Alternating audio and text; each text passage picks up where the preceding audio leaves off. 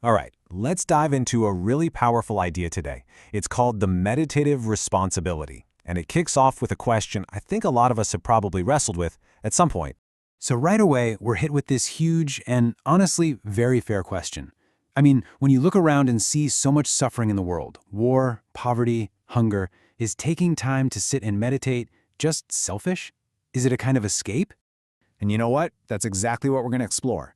Instead of just brushing that question aside, the material we're looking at today completely reframes it. The argument is that meditation is the exact opposite of an escape. It's actually a form of essential preparation.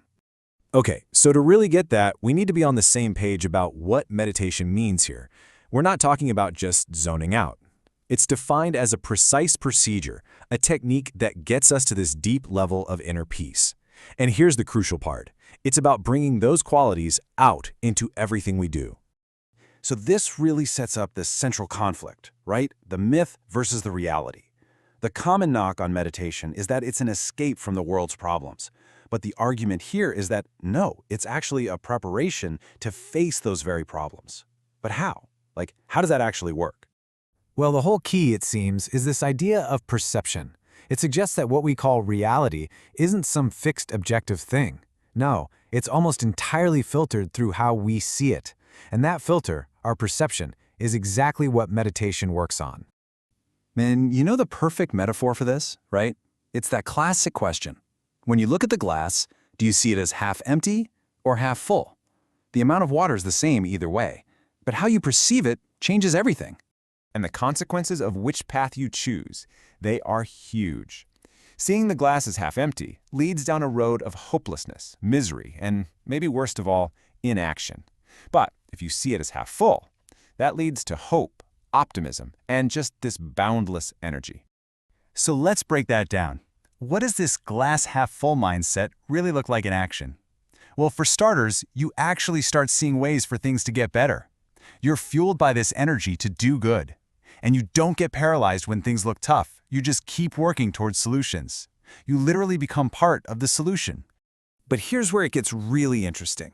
This whole shift, it's not just for you. It's not some private internal thing. The source argues that these results are actually infectious. They start to spread. So how does it spread? Well, according to this material, it happens in two main ways. The first one is obvious: inspired actions. You feel better, you do better things, and people see that. But the second one is way more subtle. It's called radiating consciousness. It's the idea that your peaceful state of being, just your presence, can actually uplift the people around you without you even saying a word. So you see how this all builds up into a kind of formula for positive change? It starts with you, with cultivating that inner peace. That peace then fuels your optimism and strength. And from there, you start changing the world around you, both through the things you do and just the person you are. And to really drive this point home, the text brings in this incredibly powerful quote: "You are the light of the world." This is presented as more than just a nice saying. It's a call to action. Think about that. If one person can be a light, what happens when millions of people do this? The argument is that if enough of us engaged in this inner work, the collective effect would be massive. It would literally illuminate the world. And this brings us to the ultimate reframe. It's called a meditative responsibility. Why? Because becoming more peaceful, more optimistic, stronger, it isn't just a personal project. It's for the benefit of everyone. And that's what's so empowering about this idea, right? It puts the power squarely in our hands.